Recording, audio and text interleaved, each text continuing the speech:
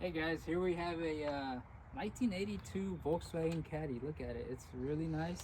I just picked this up from one of my buddies. Last time it was registered, it was, I believe, in 2019, so it hasn't really ran since then.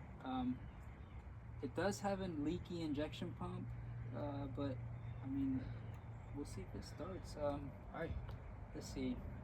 Fingers crossed it starts. Heat up these glow plugs. Hook this up so we can cut it off if we have to. And then here goes nothing.